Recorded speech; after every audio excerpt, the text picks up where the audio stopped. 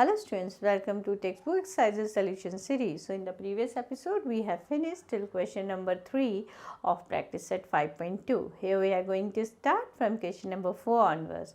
So let's start the lecture with the motivational quote.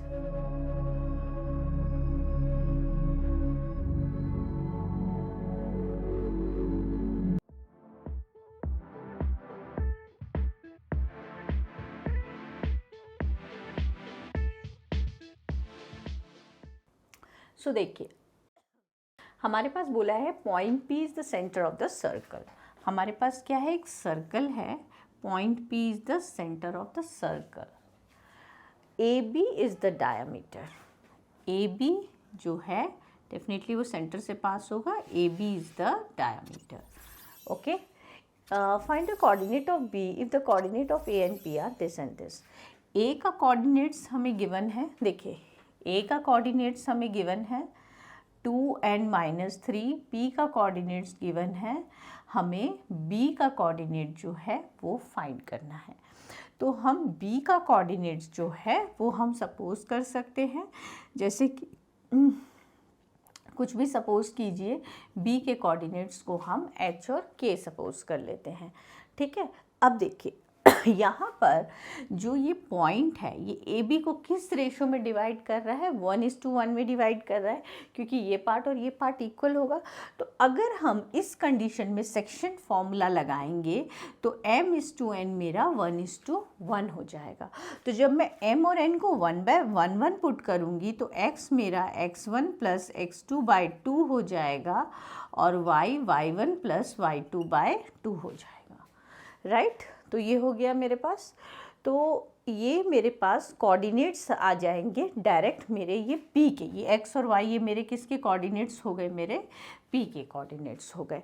तो इस फॉर्मूले को जब हम क्या बोलते हैं, mid point formula. Mid point formula भी बोल लेते हैं. जब हमारा P हमारा AB का मिड पॉइंट हो तब, या रेशो 1:1 हो तब हम mx2 + nx1 upon m + n नहीं लगा के डायरेक्ट हम ये फॉर्मूला लगा सकते हैं, mid point formula. Why? Because P here is the mid point of A and P. इस कंडीशन में ही हम ये फॉर्मूला लगाएंगे जब वो मिड पॉइंट बोला है. तो देखिए ये मेरा x1 y1 हो गया, ये xy है बिकॉज वो मिडिल पॉइंट है, और ये मेरा x2 y2 हो गया. तो मुझे x2 y2 के कोऑर्डिनेट्स निकालने हैं. तो x = x1 + x2/2. x को मैं क्या -2 लिख सकती हूँ, x1 को मैं 2 लिख सकती हूँ और x2 को h लिख सकती हूँ. अब मैं क्रॉस मल्टीप्लाई करूँगी तो मेरे पास क्या आ जाएगा, इसको इधर ट्रांसपोज करेंगे तो h का वैल्यू आ गया मेरे पास -3. सिमिलरली मैं y का लगाऊंगी, y1 + y2/2. सो y को मैं क्या लिख सकती हूँ, 0, y1 को -3, y2 को k. 0 से मल्टीप्लाई करेंगे तो ये 0 ही होगा. सो k = 3. तो h और k क्या था, मेरा b का कोऑर्डिनेट्स था. तो लास्ट में लिख देंगे देयरफॉर कोऑर्डिनेट्स, ठीक है, ऑफ B कितना हो जाएगा, HK, तो -6 and 3. ये मेरा फाइनल आंसर हो जाएगा.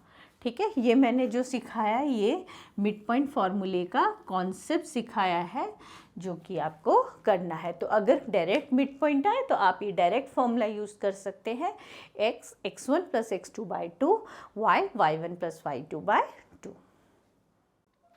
सो स्टार्ट करते हैं क्वेश्चन नंबर 5. देखिए ध्यान से क्या बोला है, find the ratio in which P divides the line segment AB.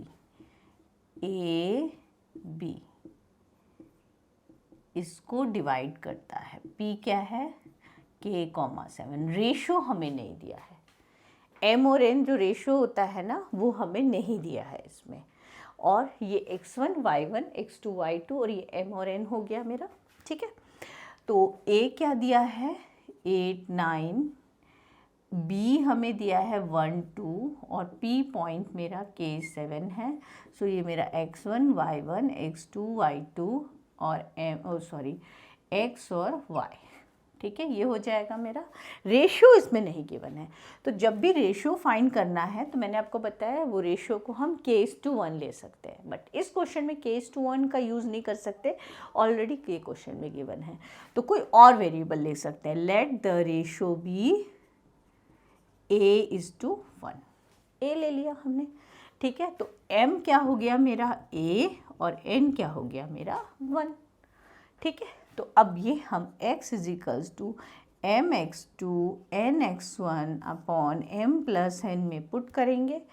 x क्या है मेरा, x क्या है देखिए, x k है और m जो है मेरा m a है, x2 क्या है, x2 1 है, n 1 है, x1 8 है अपॉन m+n यानी a+1। अब इसी तरह से y का भी लगाएंगे फॉर्मूला, y = my2 प्लस, अच्छा y क्या है मेरा, अच्छा पहले मैं फॉर्मूला लिख देती हूँ, my2 plus ny1 upon m+n। y क्या है मेरा 7, m क्या है मेरा देखिए, m क्या है a, y2 क्या है, y2 क्या है 2, n क्या है 1, y1 क्या है 9 अपॉन, और m a है और ये 1। अब देखिए यहाँ पे मेरे पास सिर्फ एक वेरिएबल है सॉल्व करने को और यहाँ दो वेरिएबल्स है, तो यहाँ पहले सॉल्व करके हम a की वैल्यू निकाल लेते हैं। सो a की वैल्यू निकलेगी 7a + 7 = 2a + 9, 7a - 2a = 9 - 7, so 5a = 2, so a = 2/5, a क्या आ गया 2/5। देयरफॉर मेरे पास रेशियो क्या हो गया, रेशियो इज़ 2:5, ये मुझे फाइंड करना था। रेशियो निकल गया मेरा क्योंकि मेरी a की वैल्यू निकल गई। अब मैं क्या कर सकती हूँ, इस a की वैल्यू जो आई है मेरी या फिर जो रेशियो मेरे पास आया है उसको मैं यहाँ पर पुट कर दूँगी, x में पुट कर दूँगी, ठीक है। तो x क्या है देखिए मेरा, x क्या है मेरा mx2 nx1 अपॉन m+n है। तो x क्या है मेरा यहाँ पर k, m क्या आ गया, ये मेरा m और n आ गया ना, तो m मेरे पास 2 हो गया और x2 क्या था मेरे पास 1, n मेरे पास 5 आ गया, x1 मेरे पास क्या था 8 अपॉन m+n 2 + 5, सो ये हो जाएगा 2 + 40 अपॉन 7 विच इज़ 42 अपॉन 7 और 6। तो k की वैल्यू 6 निकल गई और रेशो मेरा तो पहले ही आ गया था, दैट वाज 2:5। तो देखिए हमने इसमें क्या किया, a b p सिंपल है। रेशो हमने A:1 ले लिया, पहले जब भी रेशो निकालो A:1 लिया, दोनों में अलग अलग पुट गया। इसमें हम सॉल्व करने से नहीं आता क्योंकि दो हैं, A और K दो हैं, इसलिए मैंने इसको सॉल्व किया। तो जब तक आप लिखिएगा नहीं दोनों को, आपको नहीं पता चलेगा कि इससे सॉल्व करना है कि इससे सॉल्व करना है। तो मैंने इससे देखा कि नहीं हो रहा था सॉल्व क्योंकि दो वेरिएबल A और K, तो कैसे आएगी वैल्यू। यहाँ हम देख रहे हैं सिर्फ A है, तो यहाँ क्रॉस मल्टीप्लाई करके मैंने A की वैल्यू आ गई। A की वैल्यू आते ही मेरा रेशियो आ गया, तो मेरा m:n 2:5 हो गया। अब उसको मैं x के फॉर्मूले में, इस वाले फॉर्मूले में पुट करके फिर मेरी k की वैल्यू भी आ गई। सो स्टार्ट करते हैं question number 6। Find the coordinate of the mid point of the segment joining the point this. हमें क्या फाइंड करना है, हमारे पास दो पॉइंट्स गिवन है, ठीक है, और मुझे क्या करना है, इनका मिड पॉइंट फाइंड करना है। तो देखिए ये मेरे पास A हो गया, ये मेरे पास B हो गया, इसके कोऑर्डिनेट्स मेरे को गिवन है। मुझे इस C जो है that is the mid point of AB, तो मुझे C का कोऑर्डिनेट फाइंड करना है। तो हम लिख लेते हैं let C is the mid point of AB। तो देखिए C का कोऑर्डिनेट्स क्या है, XY, तो X क्या होगा x1 + x2/2 और Y क्या होगा y1 + y2/2। सो x1 क्या है मेरे पास 22 + 0/2, तो ये 22/2 11 हो जाएगा। y क्या है 20 + 16/2, सो ये क्या हो जाएगा 36/2 और 18। तो x 11 हो गया और y 18 हो गया। देयरफॉर मिड पॉइंट का कोऑर्डिनेट्स हमारा क्या था, एक्स वाई था। सो ये मेरा हो जाएगा 11, 18 R is the mid point of A B. Okay, so start करते हैं क्वेश्चन नंबर 7। क्वेश्चन नंबर 7 को करने से पहले ज़रा हम सेंट्रॉइड का कंसेप्ट सीख लेते हैं। क्या होता है सेंट्रॉइड? ये हमारे पास ट्रायंगल है। सपोज कीजिए इस वर्टेक्स से मैंने मीडियन ड्रॉ कर दिया, यहाँ से और यहाँ से मैंने 3 मीडियंस ड्रॉ कर दिए, ए बी सी से 3 मीडियंस ड्रॉ कर दिए। तो जहाँ पर ये तीनों मीडियन इंटरसेक्ट करते हैं उस पॉइंट को हम क्या कहते हैं, सेंट्रॉइड कहते हैं। तो ये सेंट्रॉइड के मुझे कोऑर्डिनेट्स फाइंड करने हैं। अगर मेरे पास ये तीनों कोऑर्डिनेट्स अगर गिवन हो, ये तीनों कोऑर्डिनेट्स अगर गिवन हो, तो ये सेंट्रॉइड का अगर मैं कोऑर्डिनेट जी बोल लूँ, तो जो मेरा जी का कोऑर्डिनेट हो जाएगा वो मेरे पास जी का कोऑर्डिनेट अगर एक्स वाई है तो एक्स मेरा x1 plus x2 plus x3 upon 3 होगा, y1 plus y2 plus y3 upon 3 हो जाएगा। तो ये मेरे एक्स वाई के कोऑर्डिनेट्स मतलब सेंट्रॉइड के कोऑर्डिनेट्स हो जाएंगे।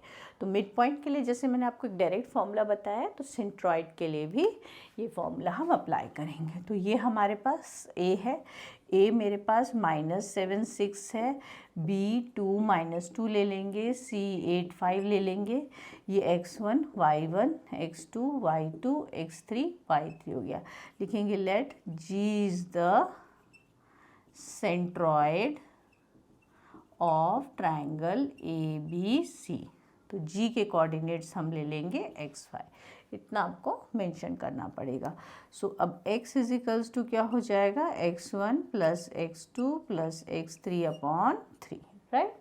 तो x को हम क्या लिख सकते हैं, x1 को क्या लिख सकते हैं, देखिए -7, x2 को क्या लिख सकते हैं 2 और x3 को क्या लिख सकते हैं 8 अपॉन 3। सो इसको सिंप्लीफाई करेंगे तो कितना हो जाएगा मेरा -7 प्लस 8 1 प्लस 2 3 अपॉन 3। सो x मेरे पास आ गया 1। इसी तरह से y क्या होगा, y1 plus y2 plus y3 upon 3। सो देखिए y1 कितना है मेरे पास 6, y2 कितना है -2 प्लस माइनस माइनस ही हो जाएगा, और y3 क्या है 5। तो ये कितना हो जाएगा 4 प्लस 5 9 अपॉन 3। सो y3। देयरफॉर सेंट्रॉइड के जो कोऑर्डिनेट्स है वो मेरे क्या आ गए 1 और 3।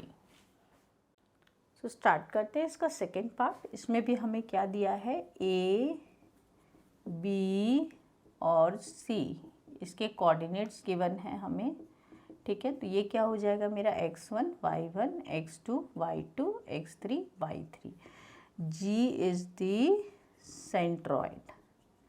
तो G के कोऑर्डिनेट्स एक्स वाई ले लेते हैं। सो x क्या होगा x1 plus x2 plus x3 upon 3 और y y1 y2 y3 by 3।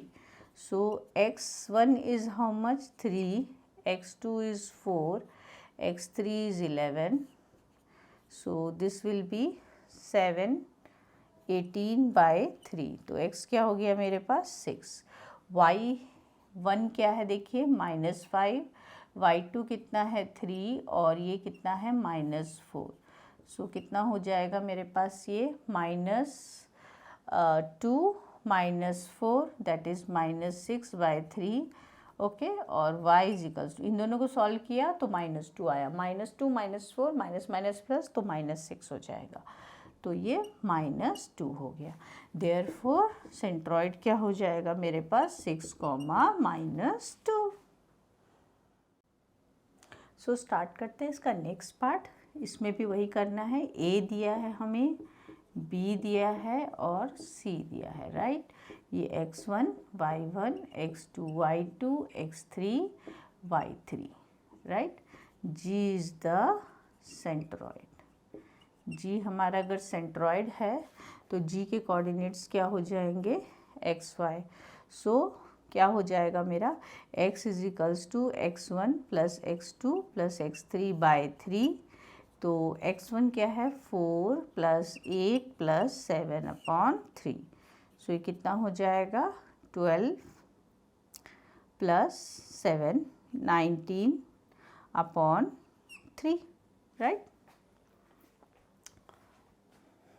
And इसी तरह से मैं y = y1 + y2 + y3/3 कर सकती हूँ। सो y1 मेरा 7 होगा, y2 4 और y3 11। सो ये मेरा हो जाएगा 11 + 11 22/3। तो g के कोऑर्डिनेट्स मेरे क्या आ गए 19/3 और 22/3। तो ये मेरा कोऑर्डिनेट्स आ गया सेंट्रॉइड का। So here we have finished till question number 7 of practice set 5.2. In the next episode, we will be starting from question number 8 onwards. So till then, keep practicing.